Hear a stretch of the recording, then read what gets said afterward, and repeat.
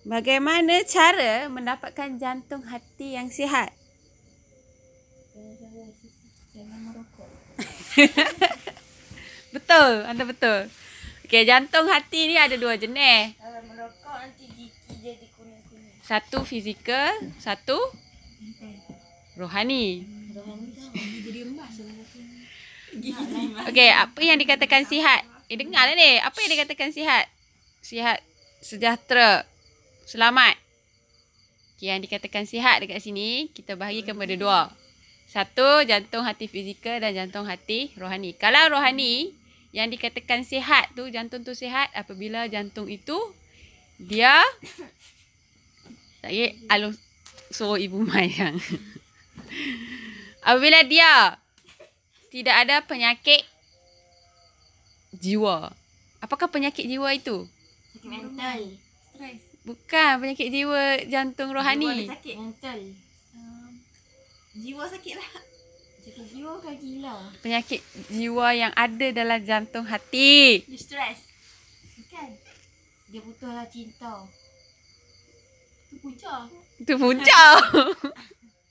Okey, kat sini dia ada huraikan. Jantung tu, jantung rohani. Dengarlah ni, jantung rohani dia akan berpenyakit. Dia akan berpenyakit dan kita jantung tu tidak sihat sebab dia ada penyakit. Penyakit tu apa? Penyakit jiwa. Penyakit jiwa tu macam mana? First, syirik. Syirik. Oh. Dua, dia tidak bergantung kepada Allah. Tiga, tidak ada keikhlasan. Sombong, riak, tamak. Tidak ada rasa takut dan gerun. So, itu adalah penyakit hati. Ada orang ni. Ada apa? Apa yang dikatakan jantung fizikal yang tidak sihat? Jantung fizikal yang tidak sihat tu macam mana? Dia tak pandai. Sakit jantung lah. Sakit jantung lah, penyakit jantung. Penyakit jantung yang fizikal. Apa penyakit jantung dia? Sakit jantung. Dia tak pandai. Lepas tu susah bernafas. Lagi apa? Sabar. Jantung berlubang. Tapi jantung berlubang tu bukan sebab itu kanser. Kanser sebab banyak faktor. Mungkin salah satu dia penyakit jantung. Okey. Awak kata kalau kita nak mempunyai jantung hati yang sihat, kita kena bertauhid kepada Allah. Maksudnya menjauhi benda-benda yang syirik. Syirik ni ada banyak jenis. Tapi syirik yang paling utama adalah dia menyembah. Menyembah apa? Menyembah berhala. Berhala. Matahari. Itu syirik besar. La itu. Okey.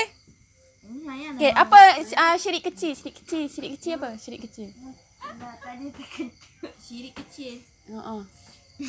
Syirik kecil banyak anaknya. Aku dengar. Aku dengar macam mana. Tapi aku jangan syirik kecil macam mana? Siapa? Siapa tahu syirik kecil? Bangga diri lah. Syirik kecil. Riak. Oh, riak. Yes, betul. Itu contoh contoh syirik kecil, riak. Duduk di atas batu. Lepas tu ada lagi. Ada lagi syirik yang kita syirik ni kita melebihi benda tu, melebihi sesuatu tu melebihi kita suruhan Allah. Contohnya kita main bola. Bola, lepas tu kita fokus bola tu je. Bila masuk waktu kita tak pergi solat. Contoh lain, bila kita kerja cari duit, kita mengangkat duit itu sebagai Tuhan kita apabila kita tidak mendirikan solat, buat benda-benda wajib kita tak buat. Kita fokus duit. Jadi kita mengangkat duit itu, nafsu kita tu sama taraf dengan Tuhan. Jadi dia jadi syirik kecil. Okay. And then riak tu dia boleh jadi syirik besar. Daripada syirik kecil jadi syirik besar. Jadi riak selalunya jadi kepada orang yang mempunyai ilmu pengetahuan yang tinggi lah. Riak tu. Kalau orang yang tak ada ilmu, dia jarang orang yang riak. Riak Leo. Bahaya buat riak. Tapi ada juga orang yang tak tahu apa, tapi dia suka buat tahu. Lepas tu dia riak. Aku pun macam, okay. Riak tak tahu.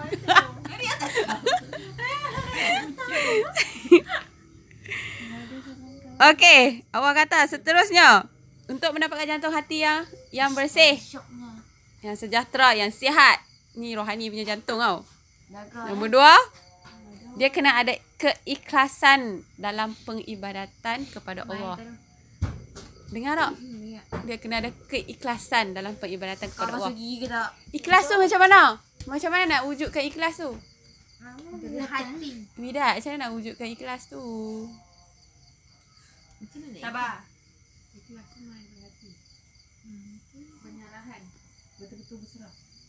Ya, elemen-elemen dia untuk untuk mewujudkan ikhlas tu. Pen.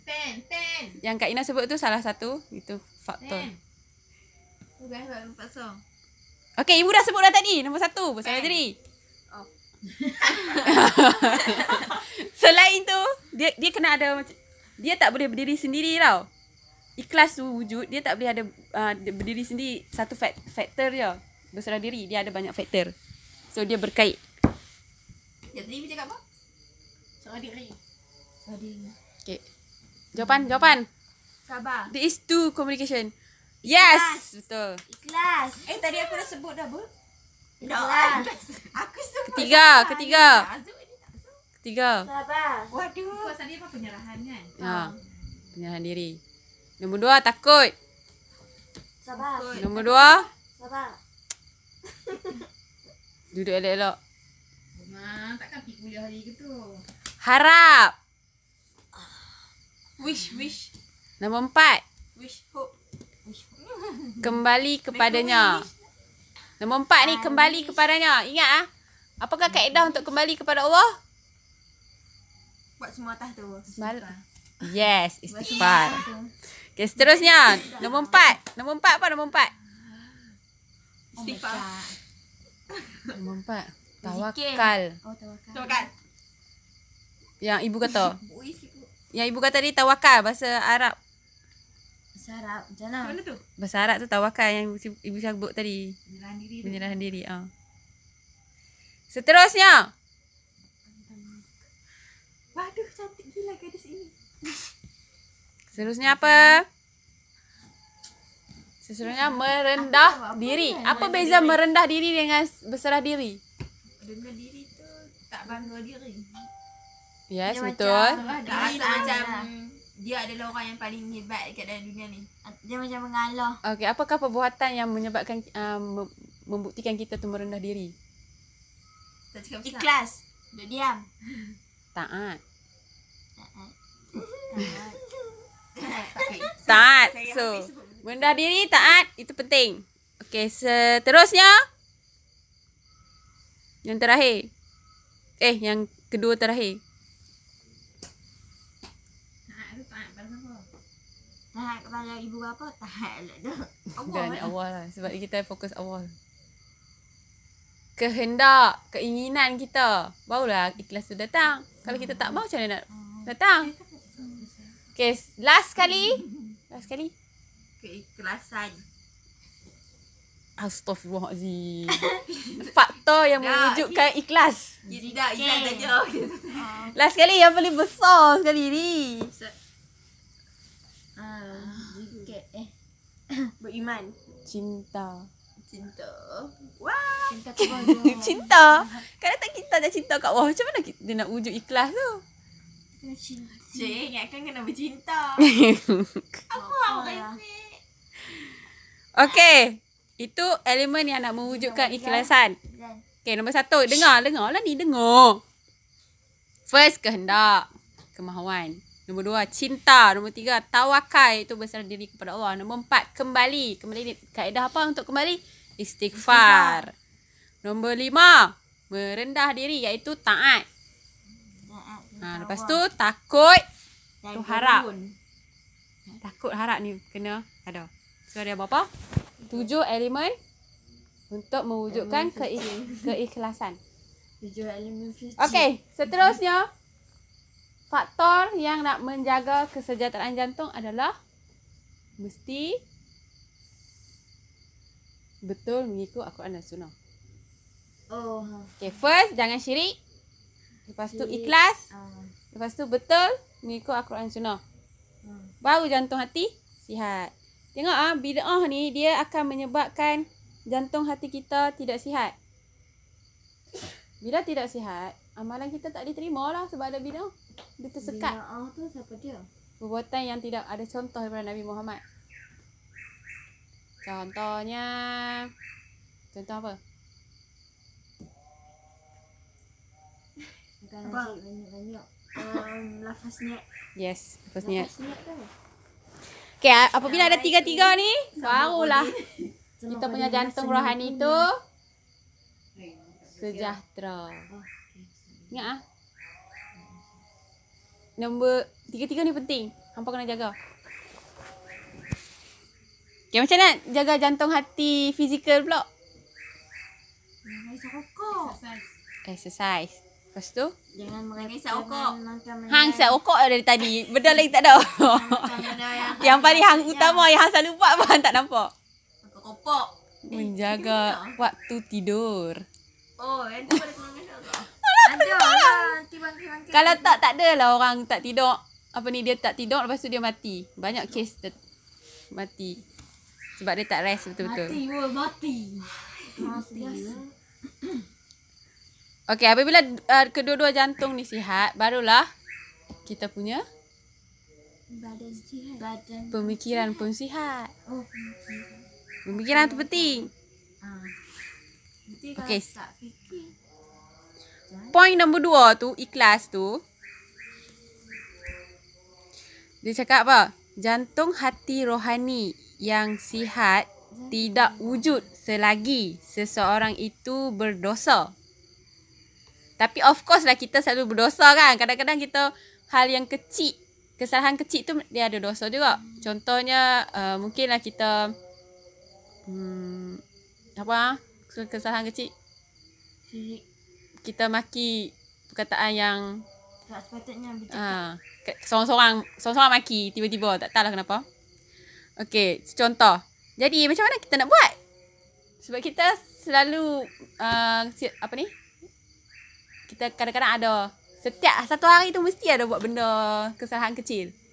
Jadi macam mana kita nak overcome balik benda tu?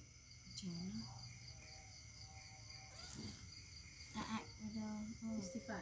Yes, istighfar. Kau mana apa istighfar lah? Istighfar ni apa? Dia nak ajar kita inabah, iaitu kembali kepada Allah. Nabah tu. Tapi istighfar ni dia kena buat dengan jiwa yang berharap. Kalau dia tak buat dengan jiwa yang berharap kan, Harap apa? jiwa yang berharap tu datang daripada hati yang mahu. Jadi kemahuan tu kena ada. Kemahuan. Hang berharap yang hang tu Allah ampunkan hang. Dosa yang hang buat tadi tu supaya diampunkan. Hang harap sangat. Hang harap nak masuk syurga tu. Jadi hang minta ampun lah. Nak masuk syurga. Hang mau benda tu. Contohnya kata hang minta ampun gitu. Jadi hang nak sangat benda tu. Jadi hang berharap kat ibu. Macam ni sekali. Ni hang berharap kat Allah ni. Ampunan dah. Supaya Allah ampunkan hang. Masuk syurga dia. Ibu istighfar tu tak payah 3 kali. Barulah bila dah bersih kan. Bila kita istighfar, dia akan hilang lah dosa tu. Jadi jantung hati kita tu akan bersih. Dan bila dah bersih, barulah keampunan dan rahmat Allah pun datang kepada kita. Sebab itulah kena istighfar setiap hari. Oh, rahmat dan keampunan tu datang setiap hari juga. Okey? Dan sesungguhnya Allah adalah yang Maha Pengampun lagi Maha Terima kasih. menerima taubat. Okey, tapi ingatlah, Allah tahu siapa yang suka buat game ni. Buat game. Gebang. Dia nak bertaubat, aku Gebang nak bertaubat kata aku, tapi satgi dia balik lagi. Itu gebang nama dia. Gebang tu apa? Gebang cakap benda tu macam Kosong. cakap kosong lah. Tak buat. Dia cakap banyak tapi dia tak buat. Dia kata nak bertaubat ni tapi dia nak buat lagi. Benda. Okey. Awak tahu siapa yang berusaha betul-betul dan akan mendapatkan rahmat dan keampunan Allah. Okey. Key point. Kenapa kita nak istighfar? Untuk mendekatkan keampunan.